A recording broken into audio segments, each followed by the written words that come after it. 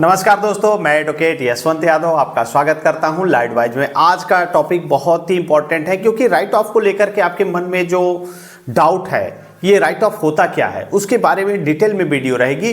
जैसे आपने लोन ले लिया और किसी कारण कोई विषम परिस्थिति ऐसी आ गई जिसके कारण लोन की ईएमआई न चुका पाए और उसको न चुकाने के बाद एक ईएमआई को चुकाने के लिए दूसरा, तीसरा, चौथा, पांचवा, छठवां, 10वां, 15, 20 मल्टीपल लोन, 15, 20 लोन, 25 लोन के ट्रैप में फंस जाते हैं और उसके बाद आपकी इनकम हो जाती है कम, ईएमआई हो जाती है ज्यादा। और सिविल बचाने के लिए कि सिविल बचा रहे हैं, एक को लेकर के दूसरा दे देंगे, दूसरे को तीसरा लेकर कैसे हो सकता है मेरा सिविल बच जाए, और ऐसा सिविल बचाने के चक्कर में मल्टीपल में लोन के डिफॉल्ट हो जाते हैं। और आपने लोन लिया है, लोन के बाद नहीं दे पा रहे हैं, 3 महीने के बाद आपका एनपीए में हो जाता है, एनपीए के कुछ समय बाद आपका राइट ऑफ हो जाता है। ये प्रक्रिया होती है। तो राइट ऑफ होता क्या है? क्या राइट ऑफ के बाद कंपनियां पैसे नहीं लेती हैं? क्या लोन माफ हो जाता है?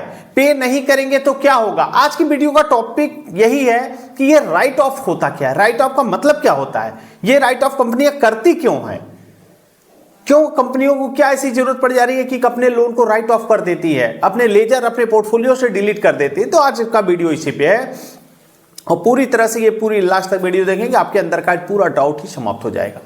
इस समय जो प्रेशर मंथ जो चल रहा है, प्रेशर मंथ का मतलब दिसंबर चल रहा है, जनवरी, फरवरी, मार्च, 3 महीने में फाइनेंशियल की क्लोजिंग है, तो बहुत प्रेशर होता है इससे कंपनियों के ऊपर की लोन की रिकवरी करने का।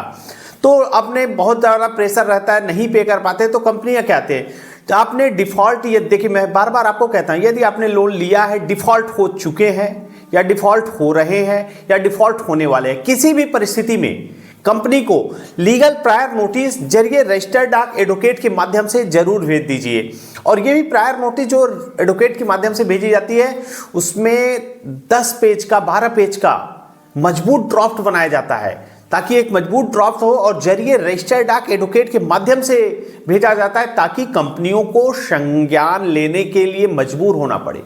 क्यों? क्योंकि ये जो ट्रैकिंग आईडी होती है आपका स्पीड पोस्ट के माध्यम से डिलीवर्ड होता है, तो ट्रैक किया जा सकता है। हाँ, मैंने अपनी लीगल प्रायर नोटिस आरबीआई की गाइडलाइन के हिसाब से मैंने अपने लोन नहीं पे कर पा रहा, उसके लिए कंपनी को जो विधि पूर्वक कानूनी notice, legal prior notice company को भेज दिया है और जरिए रजिस्टर्ड डाक ट्रैकिंग आईडी निकाल लीजिए, हाँ इस डेट को इस टाइम पे मैंने यहाँ पे भेज दिया है।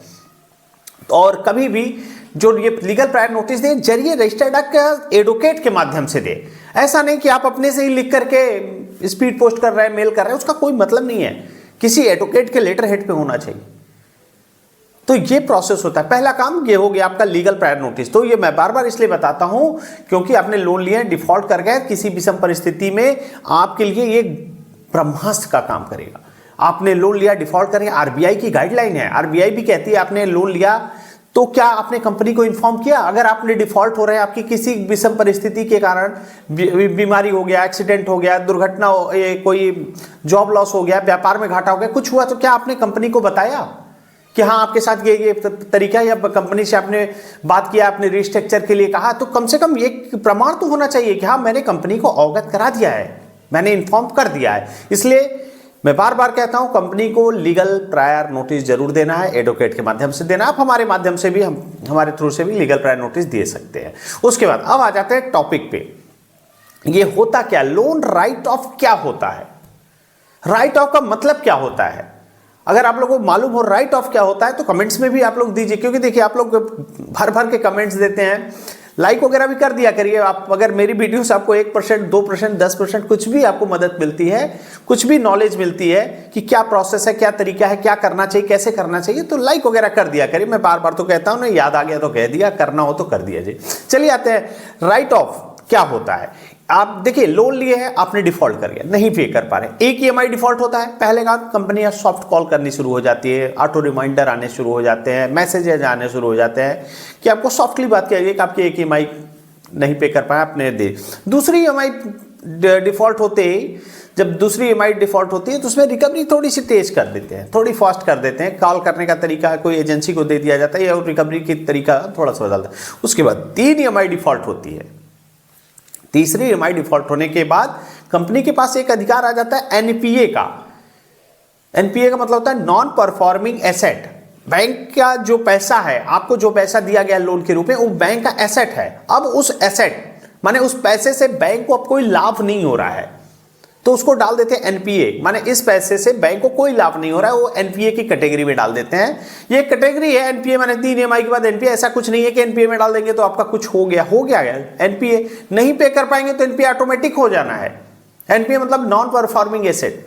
उसके बाद कंपनी के एजेंट आना, फोन आना, 100 फोन करना, एजेंट आना और फोन आना। मैं बहुत सारी बार आपको बता दिया, आते हैं तो ID card, visit letter, DRA का लाइसेंस चाहिए, फोन आते हैं तो क्या करना चाहिए, ये सब तो मैंने बता दिया। इसके बाद एनपीए के बाद भी, एनपीए हो जाने के 9 से 10 महीने के बाद, 9-10 महीने बीत जाने के बाद जब कंपनी हर संभव कोशिश करके देख लेती, मैंने रिकवरी एजेंट बोल दिया, नोटिस भेज दिया, सब कुछ हर संभव कोशिश करने के बाद भी ये पेमेंट नहीं कर पाया, तो कंपनी उस लोन को राइट ऑफ में डाल देती है। राइट ऑफ का मतलब ये मत समझ लीजिए अब पैसे देने की जरूरत नहीं है क्योंकि राइट ऑफ हो गया। राइट ऑफ का मतलब पैसे देने की जरूरत नहीं, ऐसा नहीं है। राइट ऑफ के बाद सेटलमेंट कर सकते, सेटलमेंट तो करके समाप्त, लास्ट विकल्प तो सेटलमेंट समझौता ही होता है। तो राइट ऑफ क्यों करती है, राइट ऑफ क्या होता है, कंपनियां राइट ऑफ क्यों करती है? राइट ऑफ का मतलब देखिए, आरबीआई को दिखाना होता है आपका लोन, आपके एक लोन का एनपीए कितना है, एनपीए का रेशियो कितना है, कितना परसेंटेज एनपीए है। तो राइट ऑफ का मतलब बैंक अपने पोर्टफोलियो को, अपने लेजर को साफ सुथरा रखना चाहती है कि हाँ अब ये हमारा जो पैसा है, ये राइट ऑफ माने बैंक की नजर में उस पैसे को मरा हुआ मान के निकाल दिया जाता है कि ये पैसा अब नहीं मिल पा रहा है, उसको राइट ऑफ की श्रेणी में डाल देते हैं। एक कैटेगरी बना दिए कि राइट ऑफ, माने अपने पोर्टफोलियो से क्लियर कर लिए कि ये हमारे पोर्टफोलियो में अब ये लोन अकाउंट को शिफ्ट करके राइट ऑफ की श्रेणी में डाल दिया गया कि यहां से पैसे नहीं आ रहे हैं तो उसको राइट ऑफ की श्रेणी में डाल देते हैं। राइट ऑफ की श्रेणी में आरबीआई को देखिए, आरबीआई सब कुछ ऑनलाइन है, किस बैंक का कितना एनपीए है।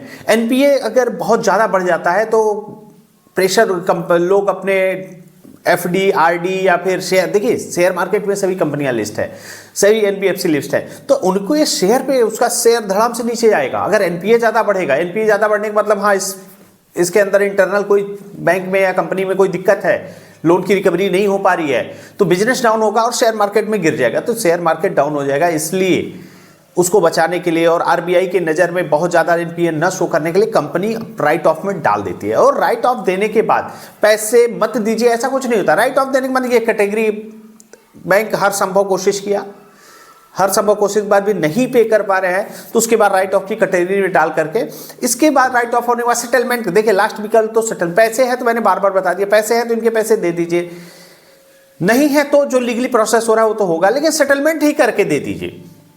राइट ऑफ हो जाने के बाद सेटलमेंट के अच्छे अच्छे ऑफर आते हैं, यहाँ तक कि 15%, 20%, 25% पे अपने अकाउंट को लेकर के सेटलमेंट का ऑफर लेकर के अगर हो सकता है तो सेटलमेंट करके कंपनियां कर देती हैं। क्यों? क्योंकि राइट ऑफ की श्रेणी में है, कंपनी के अपने लेजर से डिलीट भी कर दिया है, तो उसको एक श्रेणी से हटाने के लिए अगर वो मरा हुआ पैसा में से जो भी आ जाए मतलब राइट ऑफ तो कर ही दिए है।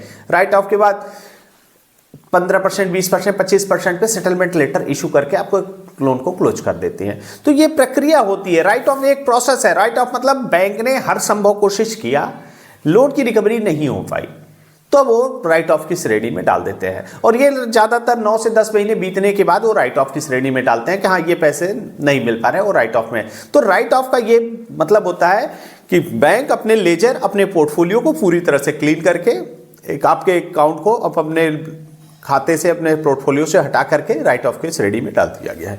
तो ये होता है राइट ऑफ। और उसके बाद कभी कोई नोटिस आती है कंपनी की, अगर आपने प्रायर नोटिस दे दिया, चुपचाप बैठे रहिए। उसके बाद जो नोटिस आए, रिकॉल नोटिस आएगा, डिमांड नोटिस आएगा, आर्बिट्रेशन का नोटिस आएगा, या payment and settlement act section 25 का नोटिस है, एनआई एक चेक बाउंस का नोटिस आएगा। इसका नोटिस आता है तो मैं आपको एडवोकेट प्रोवाइड करा दूंगा, बेल करा दूंगा, कलकत्ता में, अहमदाबाद में, जयपुर में, जहां भी होगा तो मैं आपको एडवोकेट प्रोवाइड करा दूंगा।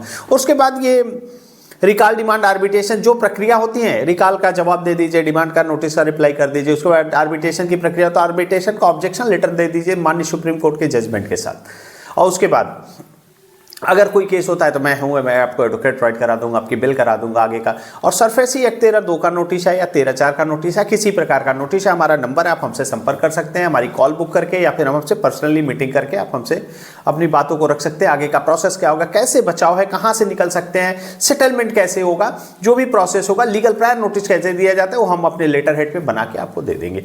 और कोई दिक्कत हो, समस्या हो, परेशानी हो, हमारा नंबर है, आप हमसे संपर्क कर सकते हैं। धन्यवाद।